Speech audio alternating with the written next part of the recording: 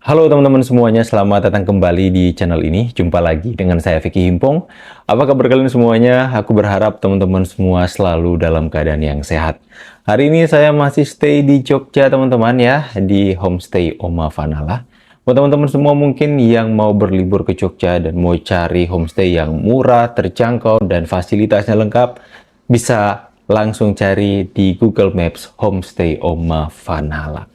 Teman-teman semua, sebelum kita masuk ke dalam pembahasannya, ya kita sama-sama mendengarkan tentang berita yang hari ini beredar cukup sangat viral di sosial media, bagaimana ini Mas Roy Suryo itu begitu ya menyerang YouTuber Nusantara teman-teman ya. Tapi sebenarnya bukan itu yang menjadi pembahasan utama kita. Tapi yang akan menjadi pembahasan utama kita hari ini adalah bagaimana seorang Ahmad Kusinudin, teman-teman, itu seperti tidak peduli dengan nasib Mas Roy Suryo, teman-teman. Ya, saya sempat jadi kasihan dengan Roy Suryo, seperti mau ditumbalkan. Karena pernyataan yang barusan nih, teman-teman ya, yang dimana dia mengatakan, tunjukkanlah ijazahmu Pak Jokowi. Agar supaya kalau memang itu terbukti benar, ya, Roy Suryo siap dipenjara. Kita saksikan sama-sama dulu videonya, teman-teman. Let's go. Segala yang berkaitan dengan proses hukum ini di pengadilan yang terbuka untuk umum. Dan kenapa motifnya? Karena kami ingin juga keyakinan yang hari ini kami yakini ijazah ini bermasalah juga dapat diyakini oleh masyarakat setelah melalui proses persidangan dan melihat langsung barang yang bermasalah itu. Kami sudah melihatnya di tanggal 15 Desember 2025 yang lalu saat gelar perkara khusus. Barangnya tidak beda. Dan terakhir, kami minta kepada seluruh rakyat untuk tetap bersabar. Yuk kita dukung Pak JK. Dan apa yang diserukan oleh Pak JK agar Saudara Joko Widodo menunjukkan ijazah konon asli miliknya, agar apa? Polemik ini bisa segera selesai. Kalau dia benar, maka Roy Suryo biar menanggung konsekuensi hukum. Kalau dia salah, biar dia segera dipenjara. Kenapa? Tidak boleh seperti yang beredar di sosial media, anak-anak kecil sekarang tidak punya insentif untuk sekolah, untuk belajar. Kenapa? Ngapain capek-capek sekolah? Ngapain capek-capek belajar? Buang ijazah palsu saja bisa jadi presiden. Ngapain? Kita bisa aja beli di UGM. Nah, ini kita nggak mau yang seperti ini. Jadi jangan anggap sepele kasus ijazah palsu. Itu ya, kalau kalian mendengar pernyataan dari Ahmad Kusinudin, ya, kalau misalnya seorang pengacara itu yang saya tahu ya, dia akan mengusahakan, mengupayakan agar supaya kliennya itu terlepas dari proses atau permasalahan hukum yang sedang dihadapi. Ya, at least mencari jalan keluar, kalau boleh ada perdamaian atau sebagainya. Tapi Ahmad Kusinudin beda, teman-teman ya.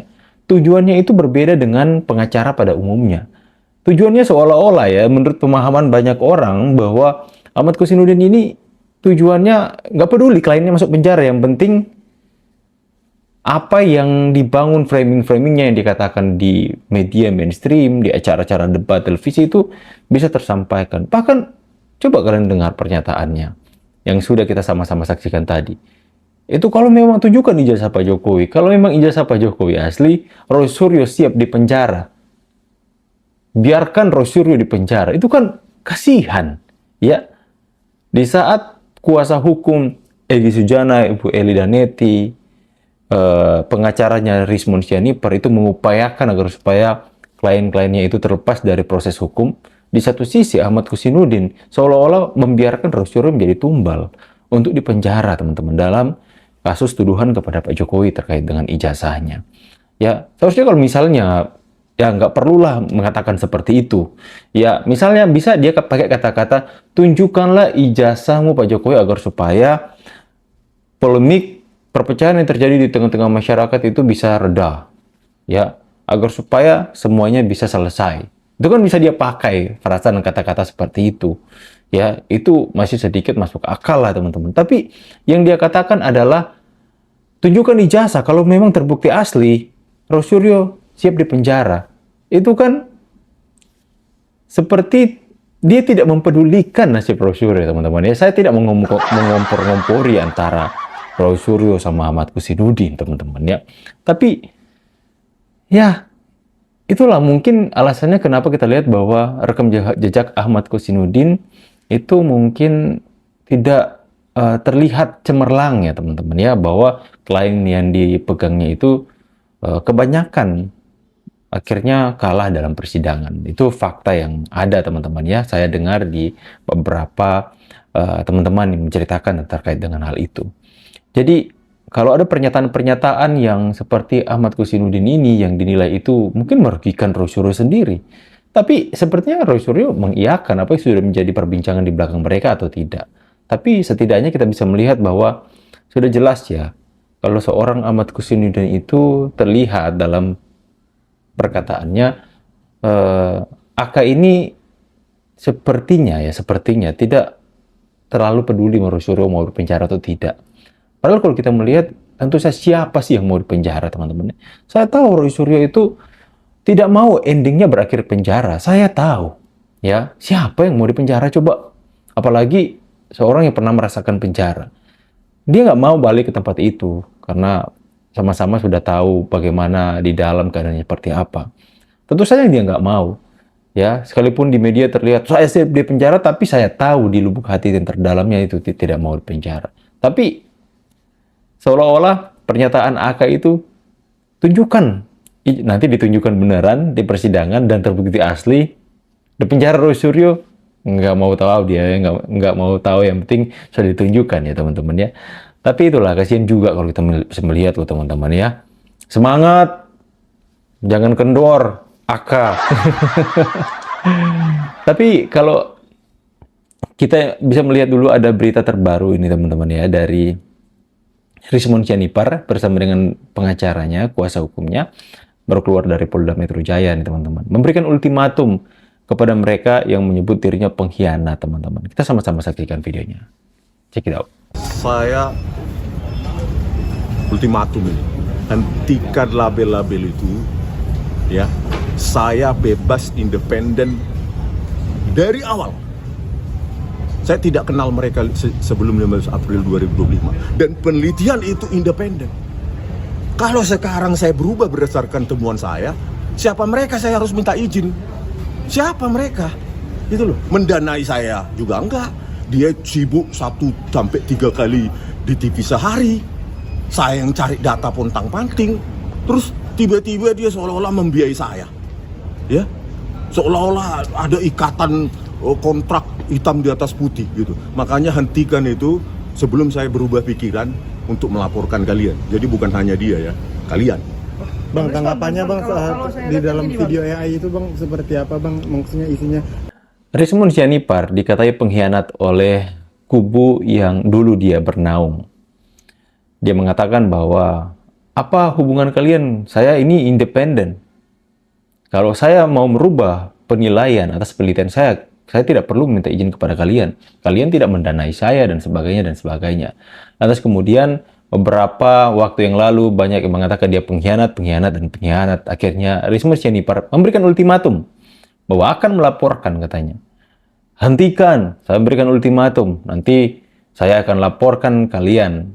Ya, jadi ini semakin hari semakin ramai teman-teman. Kita bisa melihat bahwa ada beberapa hal yang kita melihat bahwa proses tentang ijazah yang mereka tuduhkan, ya ijazah Pak Jokowi itu sudah berada di ujung tanduk, ternyata masih benar-benar sangat gaduh teman-teman ya, sungguh sangat gaduh.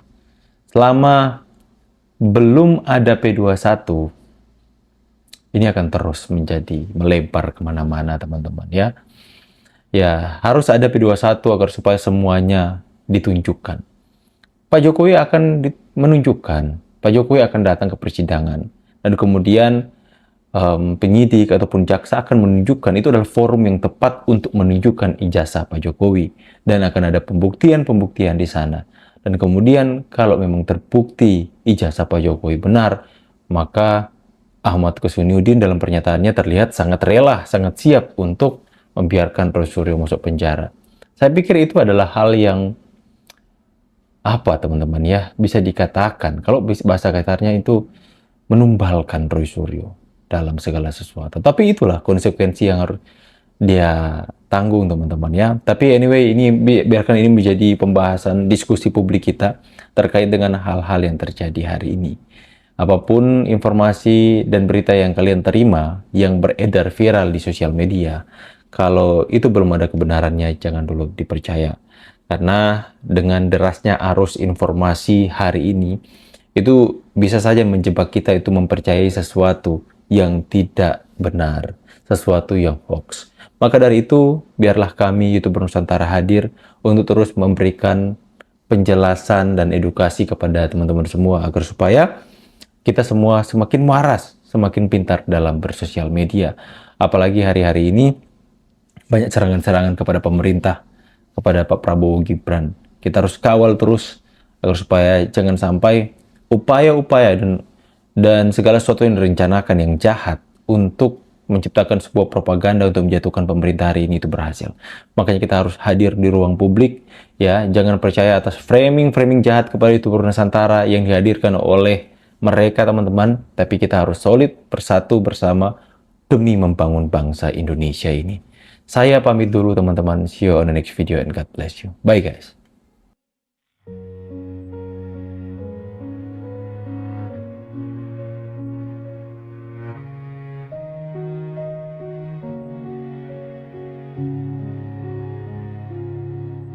Pagi jatuh di bahumu pelan, seperti kabar yang tak ramah datang.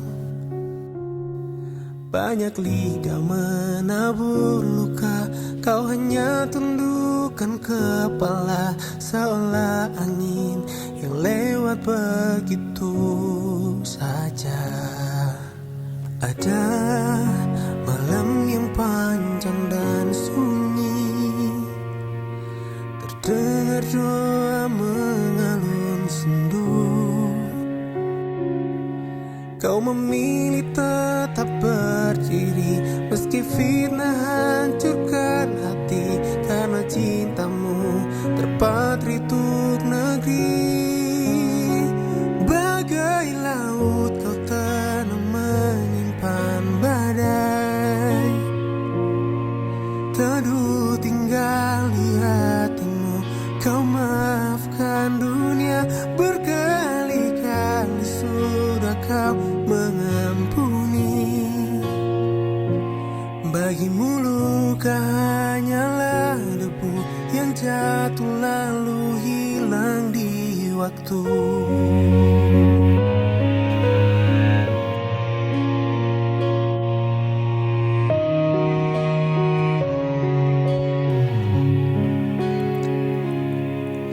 Ada malam yang panjang dan sunyi, terdengar doa mengalun sendu. Kau memilih tetap berdiri meski fitnah hancurkan hati, karena cintamu terpatri untuk negeri.